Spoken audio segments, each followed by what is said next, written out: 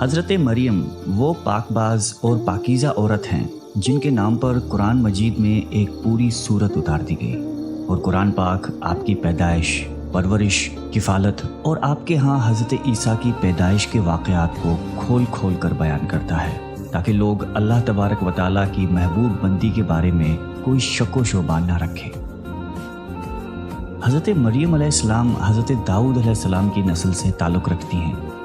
آپ کے والد محترم اس دور میں بنی اسرائیل کے امام نماز تھے، اور آپ کی والدہ محترمہ بھی عابدہ اور زاہدہ خاتون تھی۔ اس دور میں اللہ تعالیٰ نے بنی اسرائیل پر حضرت زکریا علیہ السلام کو مبعوث فرمایا تھا۔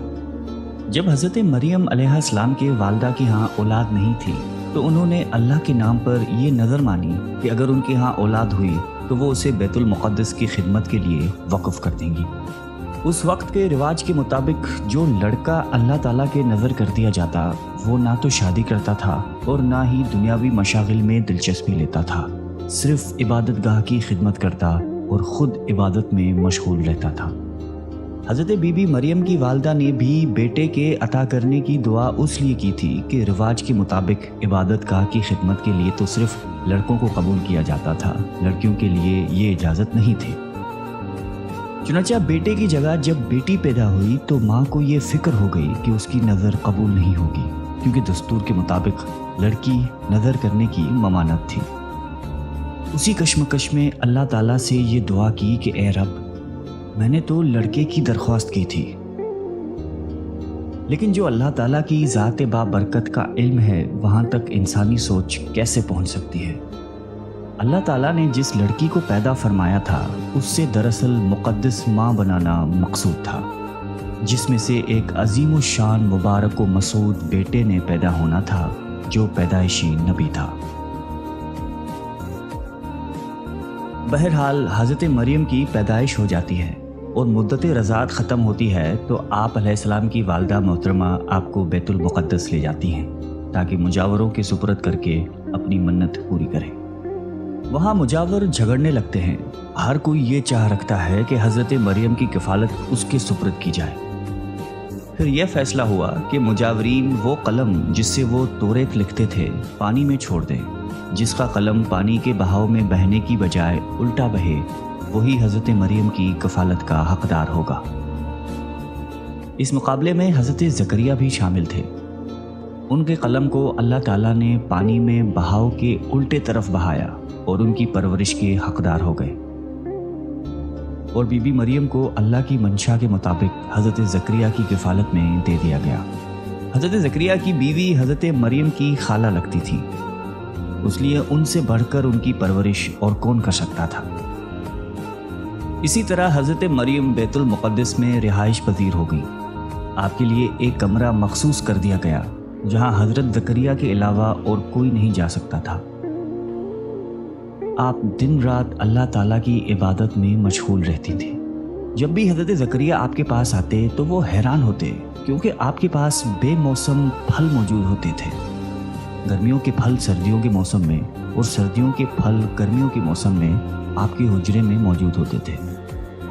حضرت زکریا کی حیرت بجا تھی، تبھی حضرت مریم سے پوچھا کہ یہ پھل کہاں سے آتے ہیں، کون دے کر جاتا ہے آپ کو؟ حضرت مریم پرسکون ہو کر فرماتی ہیں کہ اللہ کے پاس سے۔ تبھی حضرت زکریا نے اللہ تبارک و تعالیٰ سے وارث کے لیے دعا فرمائی۔ آپ کی بیوی کے بانجھ ہونے کے باوجود معجزۂ خداوندی سے آپ کے یہاں حضرت یحییٰ کی ولادت ہوئی۔ حضرت مریم کی عظمت و فضیلت کو رب کریم نے بار بار قرآن مجید میں فرمایا ہے اور اپنی مومنہ بندی کی پاکیزگی اور پاک دامنی کا اعلان کیا ہے۔ حضرت بی بی مریم کی عمر جب تقریباً 15 سال ہوئی تو ایک فرشتہ خوبصورت نوجوان مرد کی شکل میں نمودار ہوا، جسے علیحدگی میں دیکھ کر حضرت مریم خوفزدہ ہوئیں اور وہ اپنی عصمت کی حفاظت کے لیے فکر مند ہو گئیں۔ گو کہ فرشتے کے چہرے پر تقویٰ کے آثار نمایاں تھے، تاہم بی بی نے اپنی عصمت کی حفاظت کے لیے خود کو اللہ کی پناہ میں دے دیا۔ یہ ایک عفت اور پاک بازی کا ایک طرح کا امتحان تھا جو اللہ کے خاص بندوں پر اکثر ہوتا ہے۔ آپ نے اس شخص سے کہا کہ وہ وہاں سے چلا جائے۔ ان کی پریشانی دیکھ کر نوجوان نے کہا کہ گھبرانے کی ضرورت نہیں، میں इंसान नहीं हूँ, अल्लाह ताला की तरफ से भेजा हुआ एक फ़रिश्ता हूँ। आने की वजह बताते हुए फ़रिश्ते ने कहा कि आपको एक पाकीज़ा और मुबारक व मसऊद बच्चे की विलादत की खुशखबरी देने आया हूँ। हज़रत मरियम को इंतहाई ताज्जुब हुआ। वो बोली कि ये कैसे मुमकिन है, क्योंकि वो शादीशुदा नहीं थी। फरिश्ते ने कहा कि उससे पहले अल्लाह ताला हज़रत आदम अलैहिस्सलाम को माँ और बाप दोनों के बग़ैर पैदा फरमा चुका है और हज़रत हव्वा अलैहिस्सलाम को सिर्फ मर्द के वजूद से पैदा फरमाया गया। हज़रत मरियम जब हामिला हुई तो एक दूर जगह चली गई। इस बारे में एक किस्सा कई बुजुर्गों ने जिक्र किया है कि जब आपका हमल ज़ाहिर हुआ तो सबसे पहले बनी इसराइल के आबिद और जाहिद शख्स वहाब बिन मुनब्बा, जो आपके खालादार भाई थे, इंतहाई ताज्जुब में पूछा कि ए मरियम, क्या बीज के बगैर खेती उग सकती है? फरमाया जी हाँ, बताओ किसने पहली मर्तबा खेती को पैदा किया? फिर पूछा कि क्या बगैर मर्द के औलाद हो सकती है? फरमाया कि जी हाँ, अल्लाह ताला ने हज़रत आदम को बगैर माँ बाप के पैदा फरमाया। फिर कहा कि अच्छा अपनी खबर दो। हज़रत मरियम ने फरमाया कि अल्लाह ताला ने मुझे खुशखबरी दी है अपनी तरफ से एक निशानी, जिसका नाम मसीह ईसा बिन मरियम होगा, दुनिया और आखिरत में साहिब मर्तबा होगा और लोगों से बचपन और बुढ़ापे में कलाम करेगा। मोहम्मद बिन इसहाक फरमाते हैं कि जब हज़रत मरियम के हामिला होने की खबर बनी इसराइल में आम हो गई तो बहुत से अफराद ने हज़रत ज़करिया के घर आना जाना बंद कर दिया और आप पर इल्ज़ामात और बहतान लगाने लगे। हज़रत मरियम ने लोगों से अलहदगी इख्तियार कर ली और दूर तन्हाई में चली गई। जब हमल का दर्द शुरू हुआ तो आपने एक दरख्त का सहारा लिया और उनके नीचे बैठ गई। दर्द से बेचैन और बदनामी का ख्याल आखिर घबरा कर कहने लगी कि काश मैं पहले ही मर गई होती और भूली बिसरी हो गई होती। बेसरो सामानी की इस मुश्किल वक्त में अल्लाह ताला ने हज़रत मरियम के कदमों के करीब एक नहर जारी कर दी और निदा आई कि पानी पियो और खजूर खाओ ताकि जिस्म को कुव्वत पहुँचे और फिर अपनी औलाद को देखकर आंखों को ठंडक पहुँचाओ। इस्लाम आने से पहले बोलने का रोज़ा रखना इबादत में दाखिल होता था, यानी सुबह से रात तक किसी से बात न करते। बाद में ये हुक्म मनसूख हो गया, लिहाजा हज़रत मरियम की परेशानी दूर करने के लिए कहा गया था कि तुमसे कोई शख्स इस बच्चे के बारे में पूछे तो इशारे से कह देना कि मैंने चुप का रोज़ा रखा है।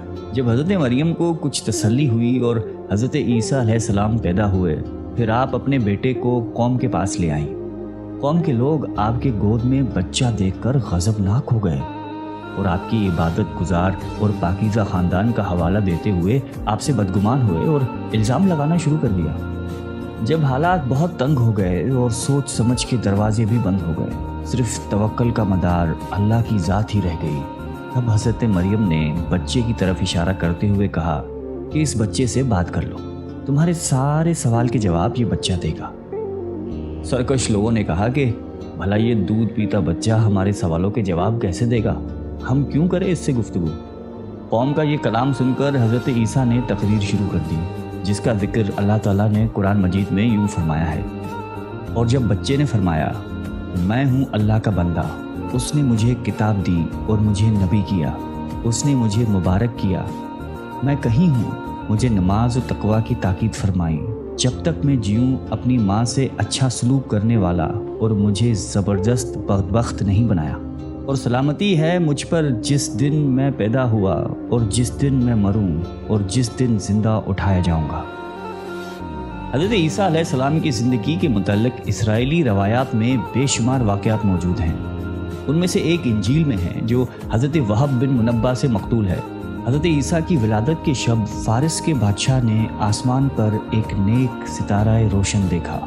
नजूमियों से दरियाफ्त किया तो बताया गया कि इस सितारे का तुलू किसी अजीम शान हस्ती की पैदाइश की खबर देता है जो मुल्क शाम में पैदा हुई है। बादशाह ने खुशबुओं के उम्दा तोहफे देकर एक वफद को मुल्क शाम रवाना किया। मुल्क शाम पहुंचकर वफद ने यहूदियों के बादशाह से तमाम हालात दरियाफ्त करना चाहे। वफद के ज़बानी वाक़या सुनकर बादशाह घबराया और फिर वफद को इजाज़त दे दी कि वो बच्चे के मुतालिक मालूमात हासिल कर लें।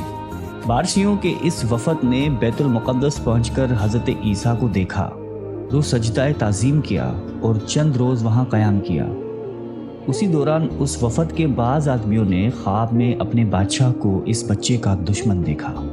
ان لوگوں نے حضرت مریم کو اپنا خواب سنایا اور مشورہ دیا کہ اس بچے کو کسی محفوظ جگہ لے جائیں۔ اس کے بعد حضرت مریم حضرت عیسیٰ کو لے کر مصر چلی گئی۔ جب حضرت عیسیٰ کی عمر مبارک 13 سال ہوئی تو بیت المقدس واپس آ گئی۔